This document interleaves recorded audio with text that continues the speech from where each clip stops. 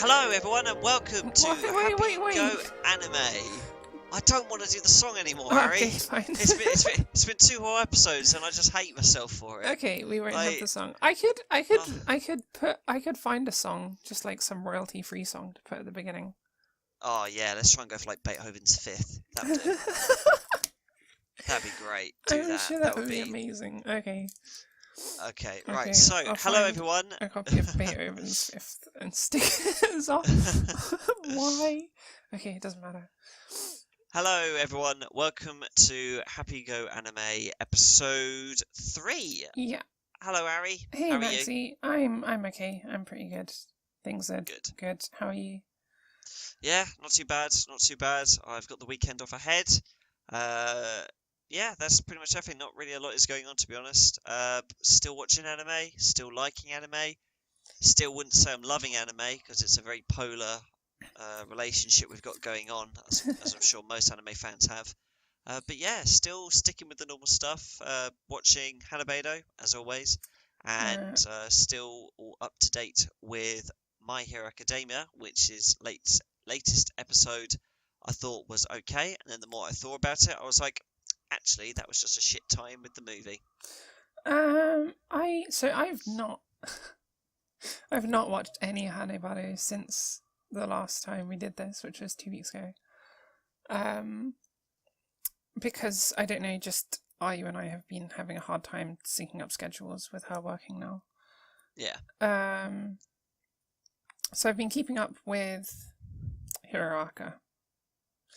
And so I was actually I was quite favourable towards this latest episode for a while. For like halfway into it, I was like, I know it's just crappy filler, but as crappy filler goes, this is kind of cool, like a murder mystery puzzle kind of thing. I'm all for this. I'm you know, as far as storylines go, they could have had a worse one-off filler. They could have just done like a beach episode or something, which would have been sucky. But I didn't mind this. But right. Then Deku, with like no hints or clues, really just unravels the entire plot of the mystery in about 10 seconds. It's like, well, okay, fine. Well, there goes the intrigue and mystery of that. Well, that was fun. Yep. Although I mean, totally called it that All Might was. He was just faking. I don't know. I think it's one of those episodes where it's just like, okay, yeah, that was a thing. You don't need to watch it like in. Yeah. When the anime's like 5 years old and people say, right, you need to watch this series and this series, people are just going to say, skip these following episodes. That'd be one of them. It's just yeah. I don't definitely, know. 100%. It is very much filler as filler as you can get with filler. It's complete 100% filler. You know, we had that episode a couple of weeks back. That wasn't filler. This episode, absolutely filler. It was nice to see All Might in his classic bulky, muscular self again. It was really cool to see that because the way the position is now in the story, it looks like muscular All Might's pretty much dead and gone. Yeah. And now we're stuck with the Maxy body build type of All Might in the sense that he's very lanky, but my bottom jaw doesn't stick out. But yeah, so that's all I've really been doing, to be honest. Some of the seasonal anime, this is the summer season still, isn't it? Yeah, it is. The summer season anime is actually going to be coming to the end soon because, like, I'm starting to. I think the next episode for Hanabado is episode 9, I think, which means that I believe it's 13 episodes, and if that's the case, then the season's coming to an end, and then it'll be time for the autumn season where we start this whole thing again. Yeah. The cycle never ends. It doesn't, no. The cycle never ends. I have so much to catch up on. I've been just like, I felt really worn down recently, and I've just not been in the mood to watch anime, so I've basically watched nothing except what I'm watching with people, which is Hiroaka with Ayu and Harukana with Shally, and that's it. And Fooly Cooly with me. Yeah, but that's not airing. Or at least the one we're watching isn't airing. Yeah, that's true. That's very true. But yeah, it will be airing soon, though, which I'm very excited for. Mm. But yeah, you make a fair point. I am watching Fooly Cooly with you as well. We're almost done. We're only one episode away now. We are going to be on the final episode, and yeah, I feel like you've enjoyed it. I have, yeah. We'll do a full. I think we'll do full thoughts and feelings on the whole thing next episode because we'll have finished it by then, and then we can just devote like half the episode to Fooly Cooly talk because I'm sure we'll have a lot to say. Yeah, there is a mild teaser for everyone. There is a particular moment in Fooly Cooly where, when I rewatched it before watching it again with Ary, I saw this particular moment. I was like, she's gonna flip when she sees that, and not in a good way. And when this moment happened, it's something that happens at the end of an episode, and Ary's just like, did she just do this? And I was like, oh no, here we go. And then once the episode ended, Ary went off on one of her famous doesn't breathe for air rants about how much she hates this particular trope. And on the topic of tropes, King of Segways, we today are going to be talking about anime tropes that we both like and dislike.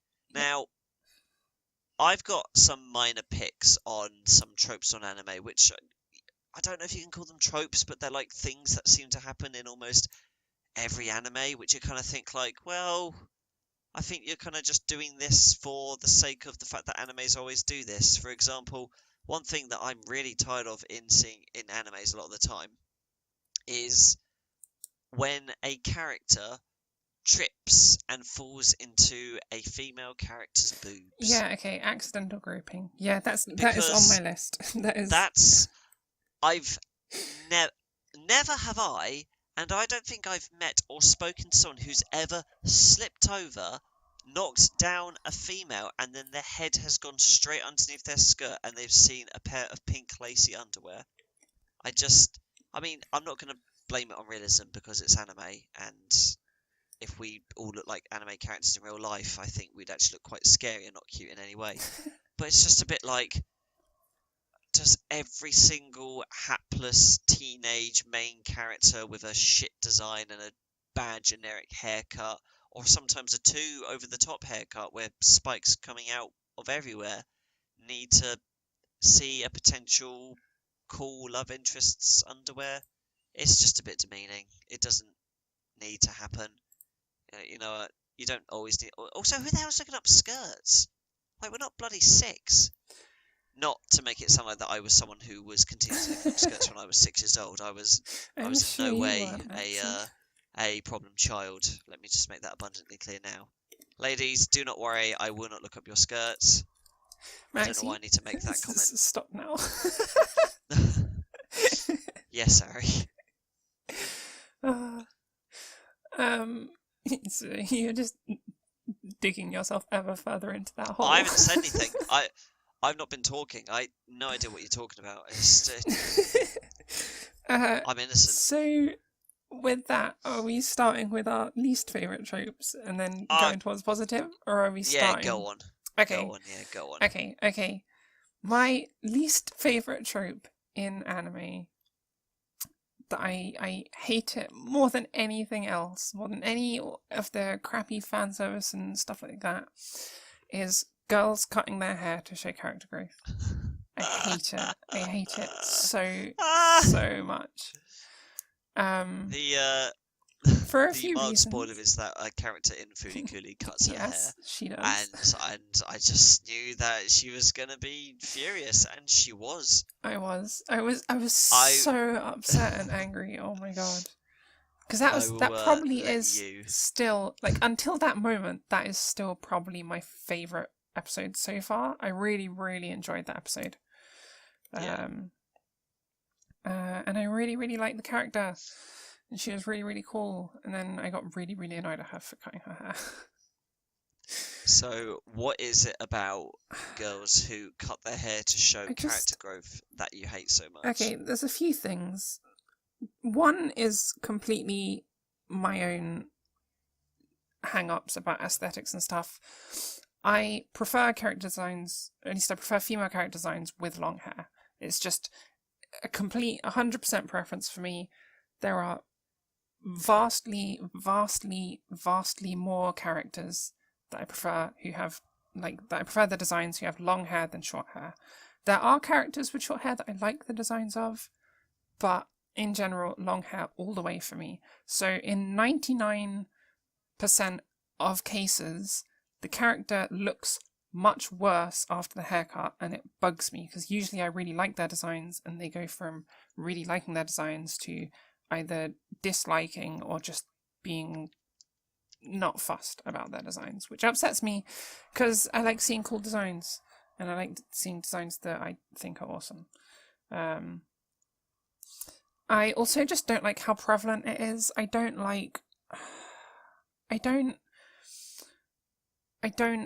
like the idea that girls need this physical change to their appearance, with haircut being the obvious one, to represent how they've developed as a person.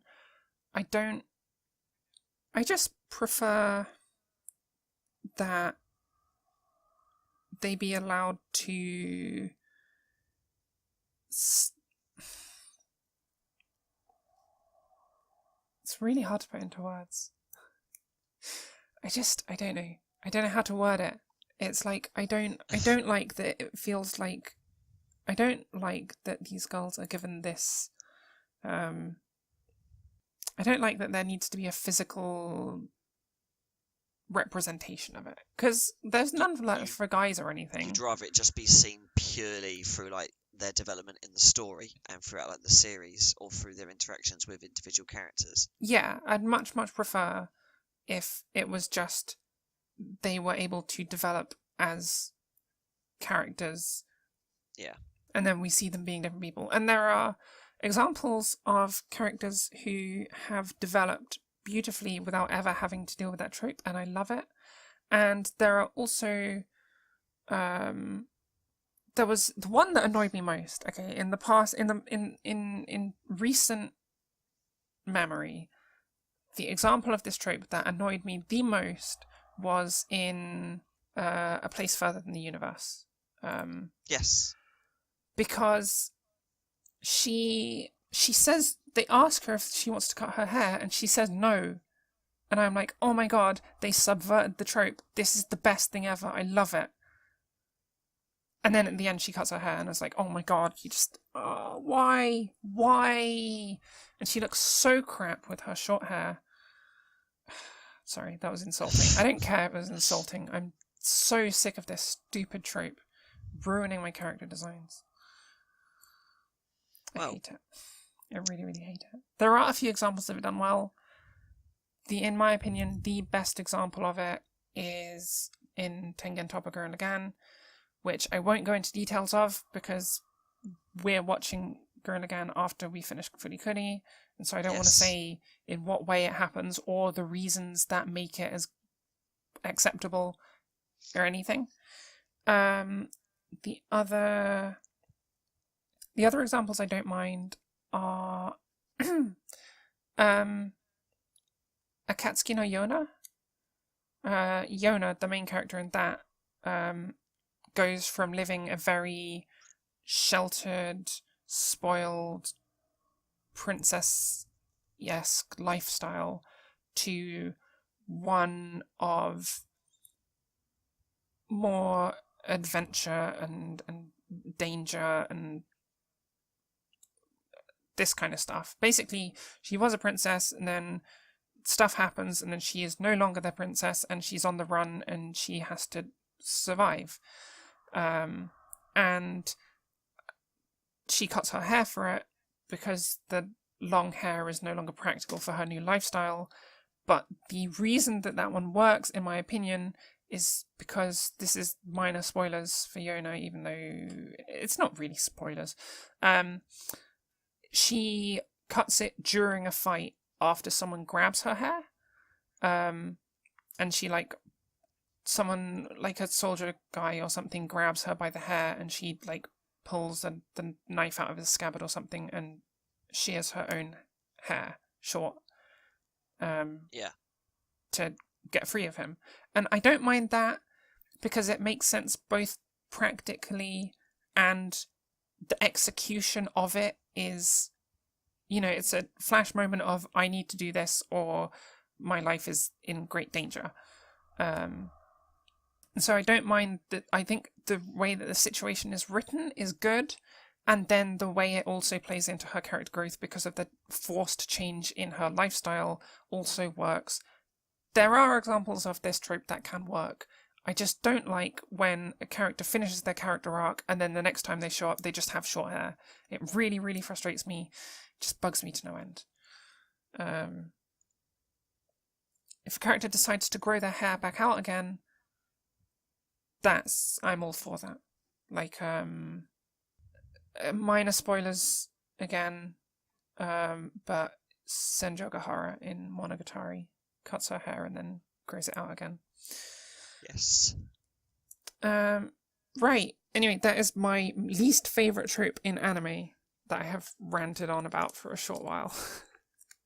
I don't know, do you want to do one? So, I mean, just coming off the back of what you said there about, like, the longer hair thing as well, is that it's just a bit...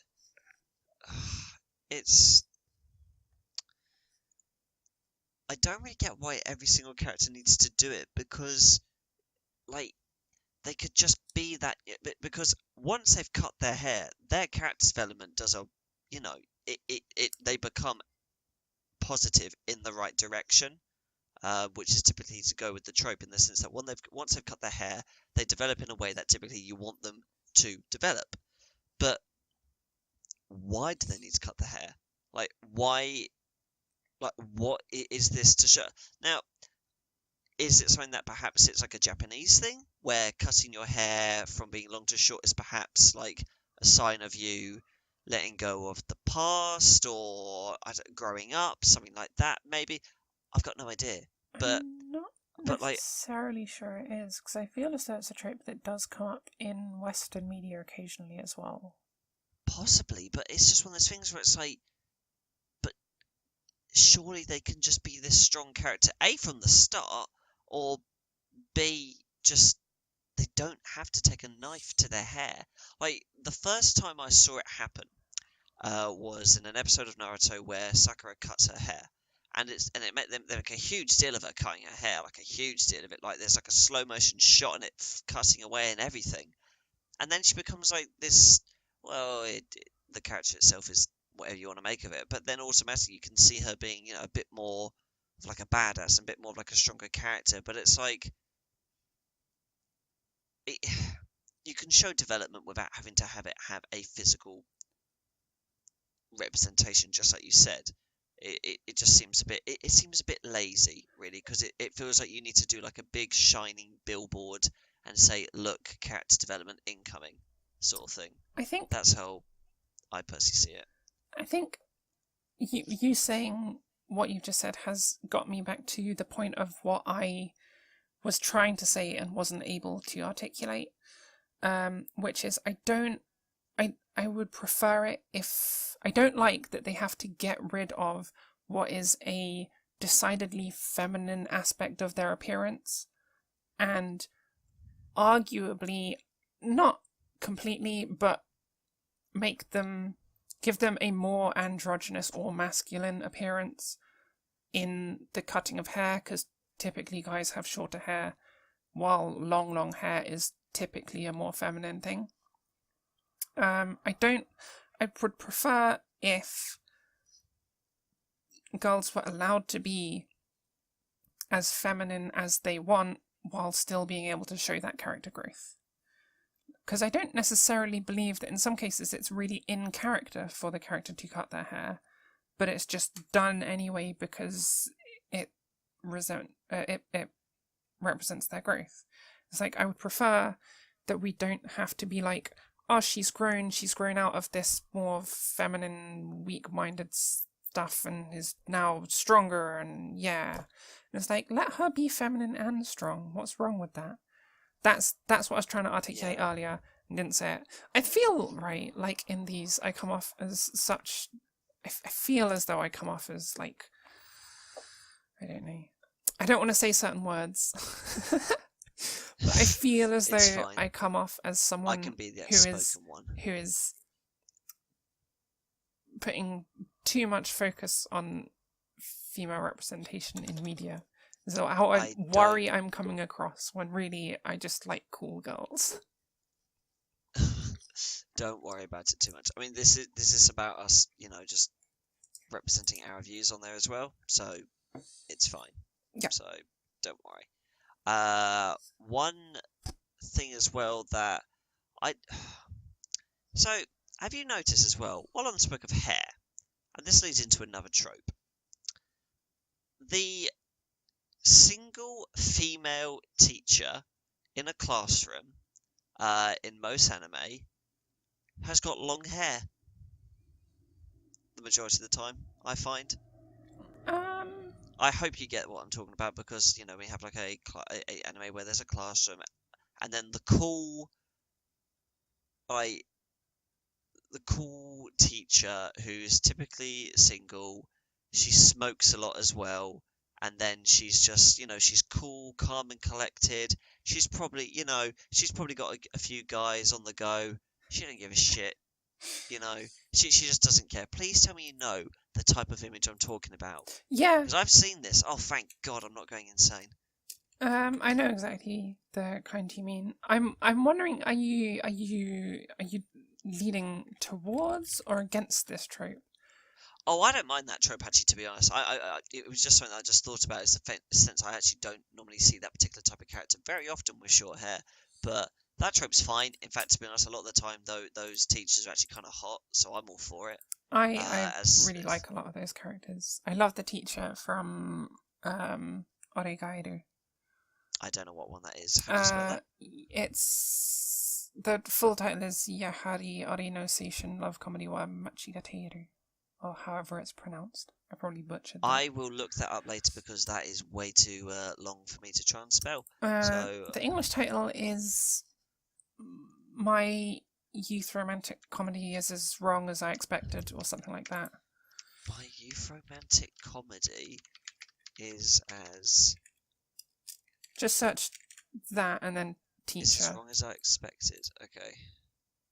Is as wrong as I expected. Teacher. She's awesome. I flippin' love her. She's so great. Good lord. Yes. Look, she's exactly that type of character. She's exactly that type of character. You probably like it as well, because her hair can go into a ponytail. Yeah. I mean, I don't know how much does she ever wear a ponytail? I don't know. Either way, she's really cool, and I love her long hair. Her hair is absurdly long at times in the anime. Interesting. Right. Let me I hope see. She never gets it cut. So, a trope that I like in anime is actually kind of difficult for me to find, to be honest. This I actually quite like the tsundere girl trope, to be honest. I don't know what it is, and I hope I never have a violent tsundere come after me in real life, ever. But I quite like the trope of it in anime, and I don't know why. Like this, and I don't think it's the whole mentality about the fact that they're crazy or they're mental or anything at all. But I think I like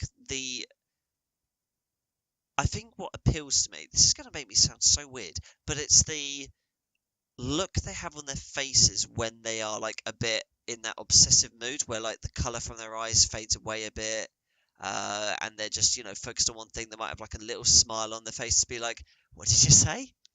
Are you looking at another girl? You look at someone else, I'm going to kill you." Just a minute, we're talking about yandere, not tsundere, right? Oh, right. Okay. Right. Completely different type. That was embarrassing. That's awful. You're never going to get that in editing. I'm just going to have... I'll probably get like a few messages and people will be like, "Maxy, you're a fucking idiot." And I'll be like, "I know. God, it's fine. Stop telling me." Yes, nah, the yandere... the yandere trope I like. Are there many yandere boys, or is it mainly just something that sticks to girls? It's mostly girls. I'm sure there are a couple of yandere boys, but I can't think of any off the top of my head. But I know they do exist. I wonder if there was something about yandere boys that makes the boys look a bit more like scary, perhaps. Possibly. I'm not certain. I definitely know they exist. I've seen examples Yeah. of them and stuff, but I can't think of any off the top of my head. For me, for Yandere, there are some I like, and there are some I don't like. I would say my feelings on the trope as a whole are rather mutual. Not mutual, neutral. Um, I I'm I don't have anything implicitly against them, but I Yeah. also don't like have a particular they don't hold any intrinsic appeal for me either. I like Shion from Higurashi a lot, and Okay. I would argue, I don't know, I've never seen her come up, right, as being classified as a Yandere, so I don't know if other people classify her as one, but I feel as though Nadeko Sengoku from Bakemonogatari counts Yeah. as a Yandere with the events that occur in the second season. I can't remember how far you said you've got into it, so I won't say any more. I that was in second season, wasn't it? Yeah. I don't think I've seen it. I don't think Okay. I've seen I it won't say particular any type. more. But I feel as though she crosses a line that falls into Yandere, and I really love Nadeko. She is one of my favorite Monogatari characters. I adore her. Which is probably a reasonably unpopular opinion. I don't know. I feel as though Nadeko gets quite a lot of hate for kind of understandably, but I still really like her. But then characters like Yuno Gasai she fits quite neatly onto my least favorite characters list. I could not stand Yuno. Yeah. I just really, really couldn't stand her. She just rubbed me the wrong way the entire way through Mirai Nikki. Right, I'm sorry. I really liked that anime. I really, really. I know you didn't, but I really, really, really liked Miura and Nikki like so much, and I think it's based just the fact that I really like the whole Yandere thing, and I was just like, cool. This is doing a lot of things for me, and I'm really enjoying this, and I'm gonna watch more of it. So, yep, that is that. Like nothing else to worry about. Nothing else at all. I know it's got a lot of hate. I know it's got a lot of people who dislike it. I know it's just got a lot of people who really liked it at the time it was airing, because that's what happens with seasonal anime at the moment. Is that people enjoy something while it's airing, then they forget about it when it stopped airing. Yeah, although But yeah, I mean, I really liked it. I'd say Yuno's popularity has transcended her seasonal, like, what do they call it? I haven't seen like any form of like artwork or anything of her in quite a while. I don't know if I've seen artwork and stuff, but I would say that Yuno is still reasonably popular, and her popularity definitely lasted a hell of a lot longer than just the season that Mirai Nikki had. I don't know. I think. I mean, I'm pretty sure she is still among the most popular female characters in anime at the moment. I'm gonna just That wouldn't surprise me. I don't think she'd be classified as a waifu or anything at all, but she's definitely a cool character, and I think the Yandere stuff kind of adds to that appeal. on Mal. She is currently the 20th most popular character in anime, going by favorites, which places her Really? as the third most popular female character, which makes me sad that the top 20 most popular characters, 17 of them are male and 3 of them are female.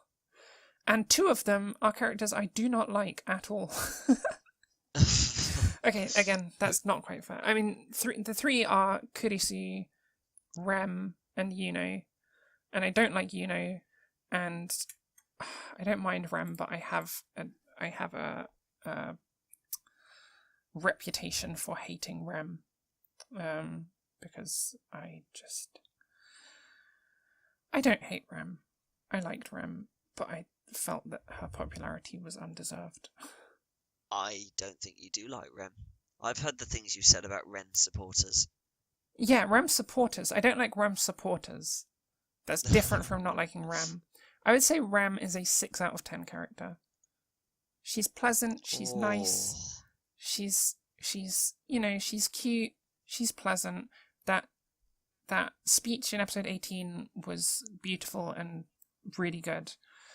But she's just boring and not very interesting, and her entire personality after the bit with the wolves, her entire personality is boiled down to in love with Subaru, which is just boring. It's just not interesting. Everything she does, everything she says, everything about her is to do with her being in love with Subaru, and she no longer has any personality outside of that. And it's really, really not interesting in any way, shape, or form. She just doesn't have a character or personality after that point. So yeah, I don't dislike her. I think she's nice. I think she's pleasant. I think she's cute, but I don't think she's anything special by any stretch. And so the fact that she's the second most popular character in anime, female character in anime, at least in Western anime, by Mal. I mean, obviously Mal's not an accurate representation of things, but as far as things go, it's probably the best we've got. Yeah. I just don't think she deserves to be. So I have a lot to say about Rem supporters, which may not be pleasant. No, to be honest, people can like who they like. Like I play this personification of myself, this caricature, who is more extreme about her views than I actually am. People can like who they like. I don't care. I get why people like Rem. She's just not very good. God. Just imagine the amount of people going after you if they ever found out. Be like, hello and welcome to episode 4. This is now a solo podcast. I don't know where Ary's been. She said she had some Rem supporters outside. I only hope she is okay, and my thoughts are with her. Today we're going to be talking about how much we love Rem, and also the tagline is an apology to Rem supporters. Honestly, like a lot of I think, like, if we could list off like all the tropes and all like the cliches of anime, I would either say yes or no to either one. Like,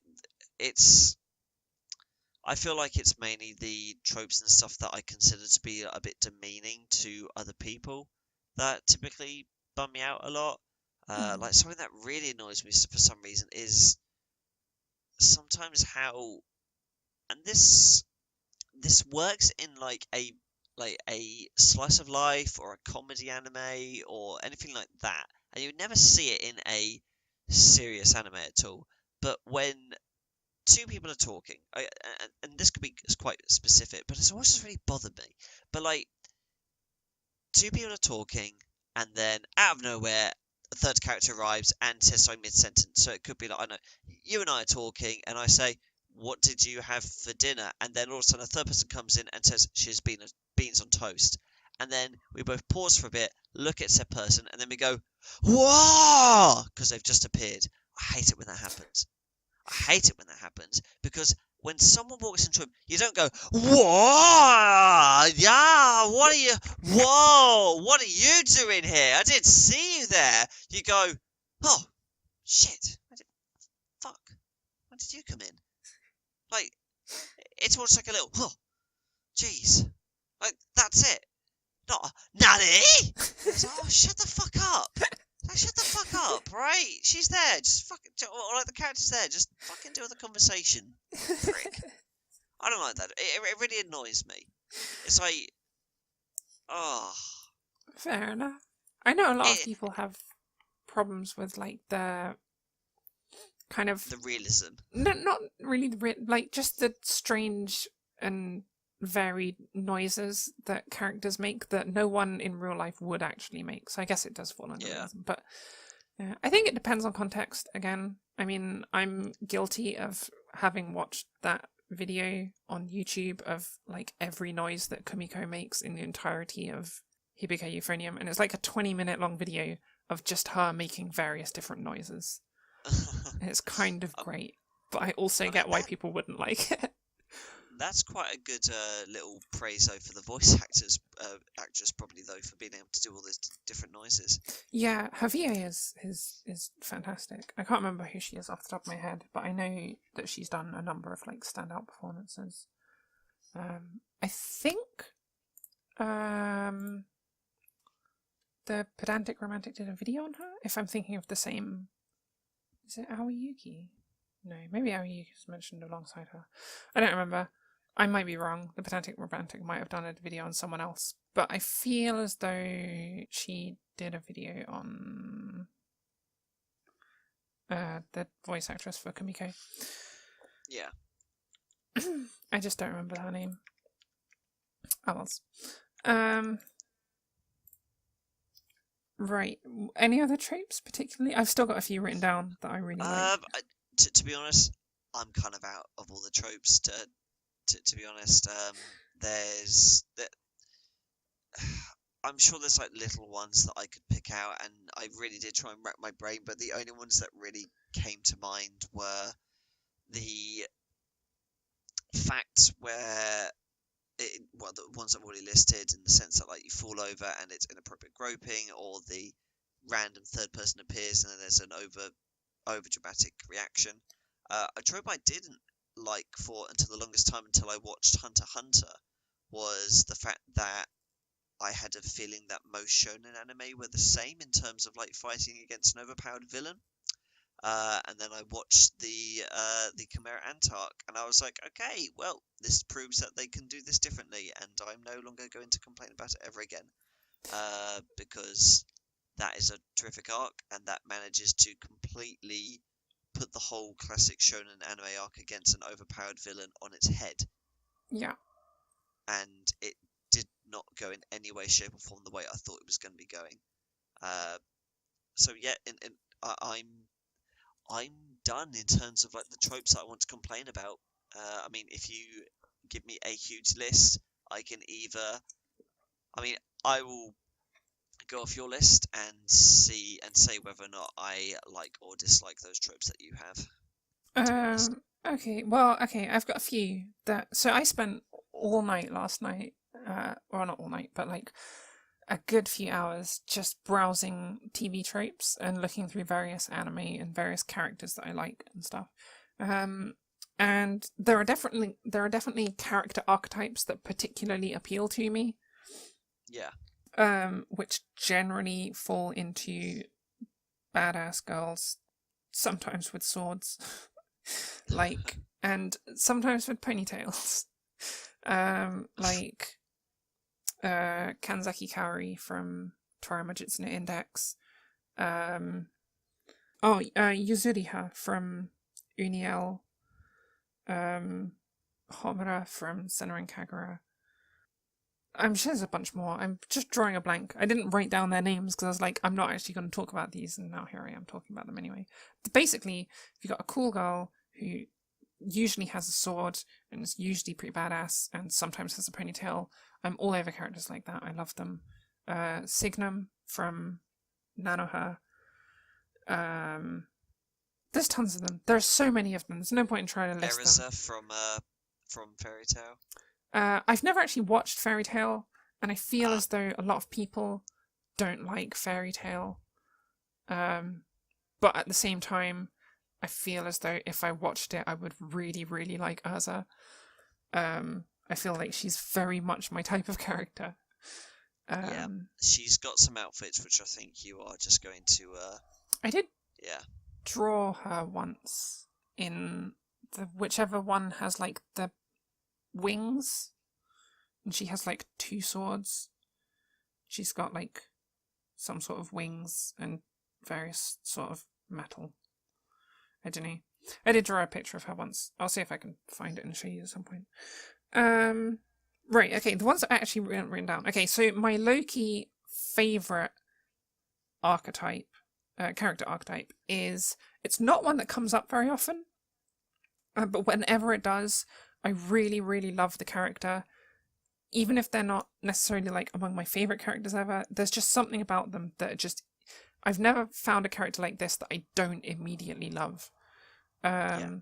And that is usually an older sister, sometimes an older brother, but I think older brothers are slightly rarer, who are responsible for like a whole myriad of younger sisters or brothers or siblings. Like, so from recent, the character who brought this back to my attention recently was Riko from Hanebado. Okay. Because she's got like a whole bunch of little siblings that she takes care of. And then Kuroneko from Orinomoto is also falls into that trope, which I really, really liked with her, because it showed a completely different side of her to how she presents herself in public and to the other characters most of the time, which was really, really cool. And now Midorikawa from Smile Precure falls into that as well. Right, so that is like my low-key favourite character archetype, in that I've never come across a character that fits that archetype that I don't love. I don't know why, just that archetype is just like, yes, I really like them all the time. Other tropes that I'm really, really fond of are, okay, so this one gets a lot of hate, and I get why it gets a lot of hate, because it's because it's frequently linked with power fantasies, and power fantasies in general are looked down upon as being shallow and escapism and stuff like that. But even putting that with it, I really, really like, on TV Tropes it's listed as underestimating badassery, where you have this really cool, really strong character who is underestimated either consistently or just once or twice, and then they proceed to kick ass. I think recently, the character who's done this most consistently that I've seen is Soma from Food Wars, because everyone always underestimates him, like for like most of the show, and then just like all the time he outdoes all their expectations and just whoops people, and I always really, really like that, when a character is just Man's good at cooking. He's very good at cooking. I just really like, I don't know, okay, so I really dislike arrogant and cocky and full of themselves characters. So when a really arrogant character like starts a fight with someone way stronger than them, but they don't realize it, it's always really satisfying to see them put in their place. And maybe that's a terrible way to put it, but I really, really like that trait. Really. It's just one of those things where like you have the person. I mean, like, because particularly a lot of the times the bad guys or the villains who he is fighting up against, it's very satisfying to see them lose, because they're typically just quite not very nice people. And whenever you see a villain who you really want to see taken down, and when they finally get to see taken down, you get a huge satisfaction out of it. Yeah.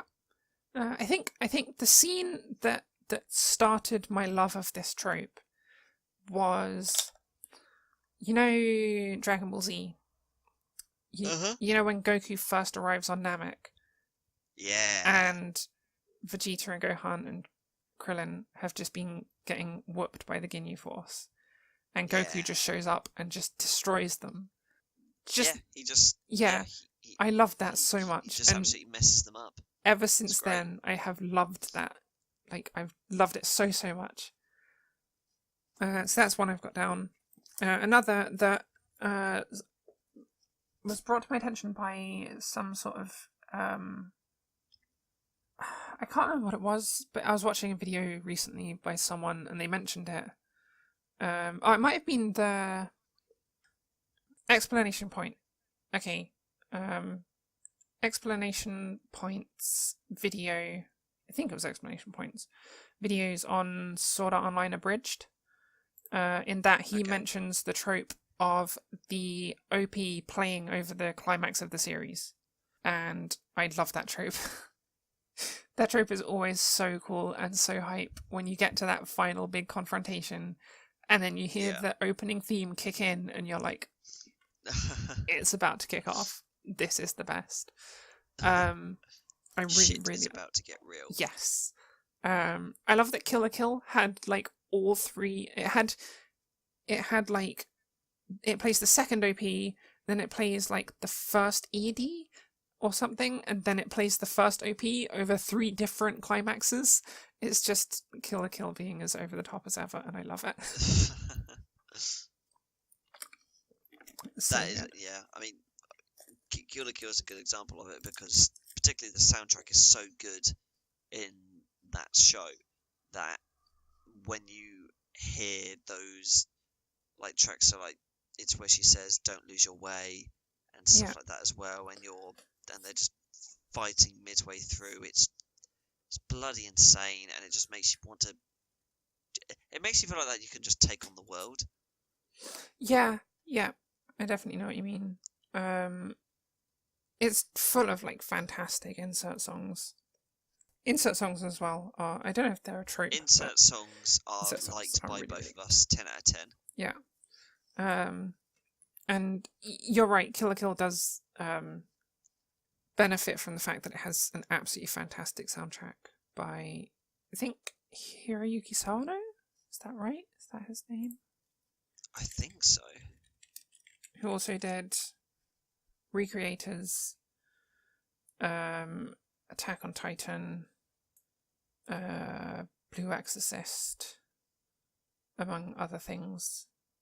He's amazing. He has such good soundtracks. And then, okay, then I've got 2 more written down. One is tournament arcs. I love a good tournament arc. Oh, yeah. Who doesn't love a good tournament arc? Right, anyone who dislikes tournament arcs, you're wrong. Right, that's my thing to say on that, because tournament arcs are the bee's bloody knees. Because not only do you get to see the character who you love in a like fighting and typically coming out on top if they're the main character, or getting knocked out in the semi-finals, to like the overpowered character who then goes around to win it, but they get a lot of development out of it.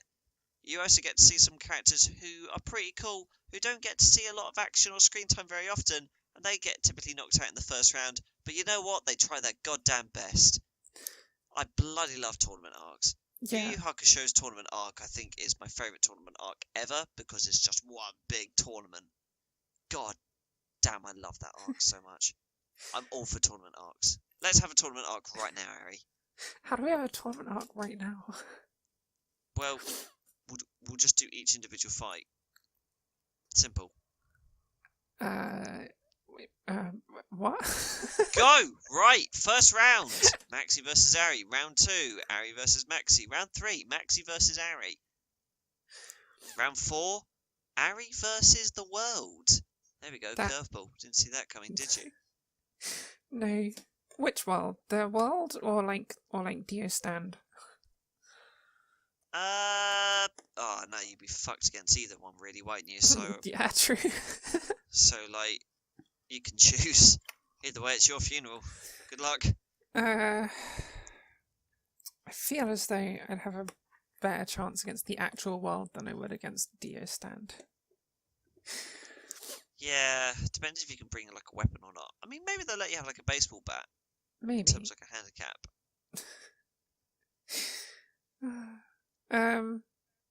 Yeah, tournament arcs. I love tournament arcs. I've not actually seen Yu Yu Bloody love Hakusho. tournament arcs. I should watch it at some point. Oh, It's you keep saying these things that just hurt me. It's just like that. Why would you say that? I didn't mean to hurt you, Maxy. I'll watch it one day. Oh no, it's fine. I'll watch it one day. I just I don't know. It's on my to watch list. Super iPod Wolf has sold me on it. very, very Good. much. I mean, he sells me on He's everything, got a though. new video coming out on Sunday. Does he? Yeah. Oh, I'm excited. Yeah. Just like It's gonna be lit. name dropping YouTubers left and right.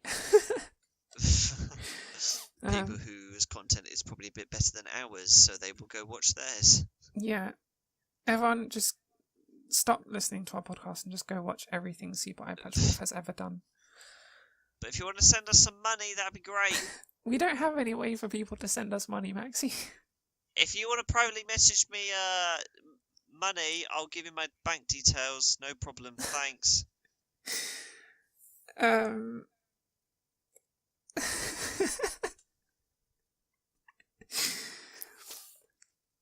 Well, good luck with that, Maxy. I predict I'm gonna get literally nobody ask me to send me money. Yeah, I think that's a fair bet. I'm pretty sure. I'll bet you a $5 no one messages me. I mean, we've received no emails, so clearly people are not interested in contacting us. So that means that you're not willing to take up the bet. Wait, which bet? I bet you a $5 that no one messages me. Oh, no, I would not be willing to take up that bet. Actually, to be honest, right, I reckon that some of our friends would message you specifically so that you had to pay me £5. Well, that's a popularity contest there, isn't it? It's like, well, go on. By the way, it's not £5 per person messaging. No, I know. Straight up, just £5. I know. Because if I get like the whole Star Guardians Discord, that's like £70. It's like no. No, I know. To be honest, I'm not sure half of those people listen to our podcast anyways. I think they probably gave up after episode 1. I don't know. We love you anyway if you are listening. Or if you're not, we still love you. You just won't know it. Yeah. People in Star Guardians who I've spoken to and or not spoken to, you guys are awesome. You're all brilliant people. You make us laugh with your funny ways and shout out to Ary for making 2 killer emojis in the Star Guardians channel. She's created the ever awaited Maxy emoji, which I've wanted for many days, and most recently lol faddy, which brings me tremendous joy. Truly tremendous joy. So shout out to Ary. Shout out to everyone. I'm sure I could spend like a half hour giving a shout out to everyone who regularly speaks in Star Guardians. Yeah, we should save that for another time, maybe. Yeah, that could be like the Christmas special episode where we just go around and just say thank you, John. John's not in Star Guardians. Oh, thank God, because I can't think of anything. Jesus. So thanks for being. Thank you everyone for listening to episode 3 of Are we Happy done? Go Anime. Are we suddenly finished? It's either that or I have to try and think of a good thing to say about John. Oh, that's fine. John's lovely, really. Oh yeah, John's 10 out of 10. He's a decent bloke, and I feel like I need to call him a bloke because he's the only guy I know who literally only his Twitter feed is literally just about football. It's literally just about football, and I know that's on a regular basis, but it's not even a joke. He literally just tweets about football. It's just about Leeds FC, and I don't know what he's talking about half the time. And I feel like this is what it's like when I talk to my family about my hobbies and interests. I circumvent that by not speaking to my family about my hobbies and interests. Well, the thing is that they don't really help because they ask me. So my dad's like, so what's game's this? It's like, it's World of Warcraft, Dad. I'm 26, by the way. And it just doesn't really help about the fact that it's like, it's World of Warcraft, Dad. So is that another player? Yeah. Somewhere else in the world? Yeah. That's incredible. Then he walks out. Like, my dad's still blown away by the fact that I can play a game live with someone somewhere else in the country or in the world. I had to explain to him what Fortnite was, and when I explained to him, like, 100 people drop out of a plane and they play this match, and I was like, it's got like millions and millions and millions of players. And he was like, how can millions of people play it if only 100 people jump out of a plane at one time. I was like, no, Dad, it's. Ugh. And then I had to start explaining to him servers, and it's like, okay, right, cool, you got it. After like 15 minutes, it's like, oh, it's like, well, how many players can a server hold? It's like, I don't know, Dad. I don't know what the server capacity is for Epic Games. Can we please just go get some breakfast? I'm really hungry. Oh. I love them to bits, and you know what? I actually really appreciate the fact that they try. That's the best part, is the fact that they try. Yeah, my cousin asks me about stuff, and I don't think she really follows it, but she still asks. That's really sweet, though. I told her about that. our podcast, and Oh yeah.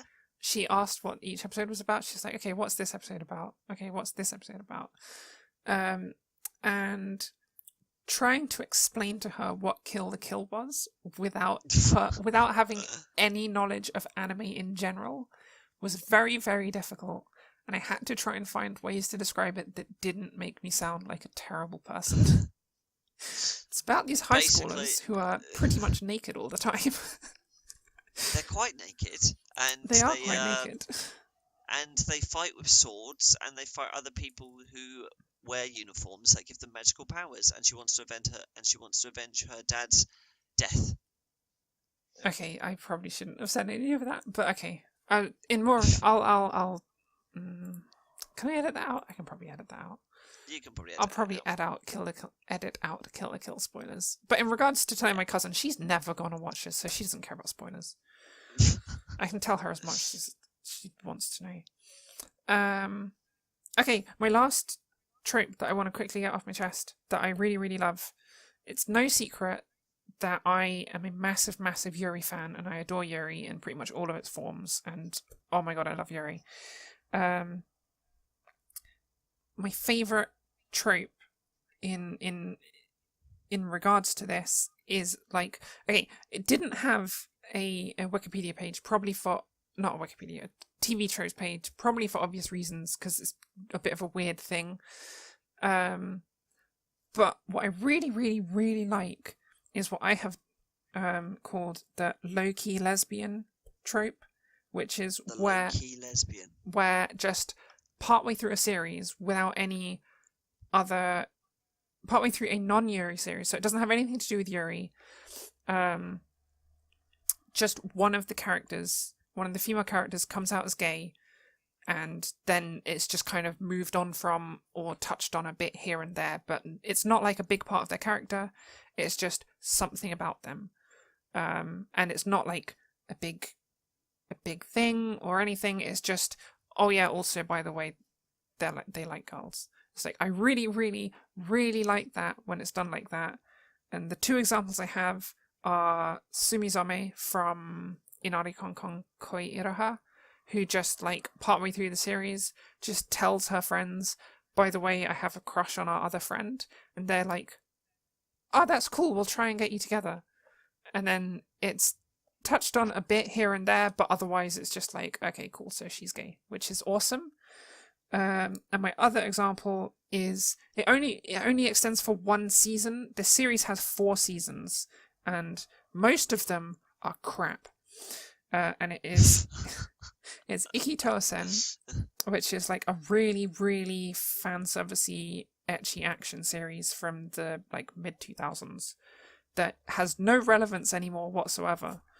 But in the second season, when she was still a cool and good character, Kanu Uncho just randomly says, like, she randomly tells the main guy that she's in love with her best friend. And it's really cool, it's a really nice little character moment, it's not overplayed or overdone. And then season 3 completely ruins it by just having her obsess constantly over that character and just destroys what was once a great character. But in Dragon's Destiny, Kanu is just like, oh yeah, by the way, I'm in love with my best friend, and she's a girl, and I'm gay. And it's like, I really, really like it. I really like when just in a series that has nothing to do with Yuri, a character comes out as lesbian and no one makes a big deal of it, and it's just something about their character, and I love that. It's great. So it was done well. Yes. Good. In that one season, it was done well. In everything that followed it, it was done terribly, and it destroyed what should have been a fantastic character. But in that one season, it was done well, and I appreciate that season for it. Good. Well, that sounds like quite a nice, happy, wholesome trope that we enjoy to finish on. Yeah.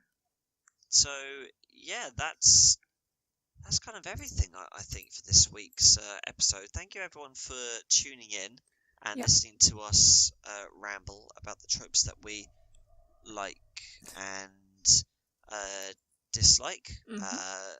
Ary's tropes more than mine. But I knew that Ary would be a bit more passionate about individual things on anime than I would, because she's watched it for longer than I have, and she's a bit more of an expert than myself. But yeah, I think we had some good little discussions on there. Happy with how it all went. The next episode will more than likely be discussed about our viewing experience together of Fooly Cooly, because as we mentioned near the start of the episode, we are done with it. We are nearly done with it. We just watched the penultimate episode, so it will be the season finale for us next week, and yeah, that should be really good. I'm really excited to hear all of your thoughts about that series now that we're done with it. And yeah, I mean, if there's anything else that anyone else would want us to talk about, or any questions you might have, feel free to just let us know. Yeah. And yeah, we have an email that's address. everything from me. It is We do have an email address. happygoanimepodcast@gmail.com. Feel free to send questions to it, and we will do our best to answer them unless they're horrendously inappropriate. Or if they are horrendously inappropriate, send them in anyway, and then I'll read them out, but Ary won't have any confidence to do it anyway. It's fine. Pretty much. Which would be fine. I mean, it can't be that bad. Well, we'll see. I worry that sounds like you're daring people. I challenge them. No, don't challenge them. Alright, thank you very much, everybody. Also, thank you for listening. I feel as though we should say, we've never said before, but I feel like we should mention, just in case anyone has managed to come across our podcast that isn't part of our friendship group, we release episodes every 2 weeks. I will try and get them up on Saturdays, so hopefully this goes up on Saturday the 1st. Hopefully the next episode will be Saturday the 15th. But we had some issues last time, so I was a bit late, so we'll have to see. But we're supposed to come out with episodes every 2 weeks, so that is the plan. Yeah, because I don't think we've ever actually said that before. I think we've just been like... I don't think so. I feel like we've only ever said it to each other, and that's about it. Although... It's probably important to let any potential audience know how often we release episodes. Maybe a timeline and a release schedule would be a good way to stick a podcast. We're still learning. We are. We're still learning. We'll get there. Yeah. One day we'll be the biggest anime podcast around. Oh God, could you imagine? No, I could not imagine, to be honest. We'd probably end up getting like arguments with Digibro, or we'd probably end up like being like, we'd probably have to start off each individual podcast by being like, this podcast is sponsored by Crunchyroll. Please watch the new series of Sword Art Online. Will Kirito ever get back his youth of being an overpowered MMO character now that he is 90 years old? Great. Use our special link at crunchyroll.com/happygoanime. For 10% off your next month. Don't actually do that, because it doesn't exist. Yeah, it doesn't exist, and we don't want to get in trouble with Crunchyroll. Anyway, thank you very much, everybody. Thanks, everyone. I'll see you next time. Bye.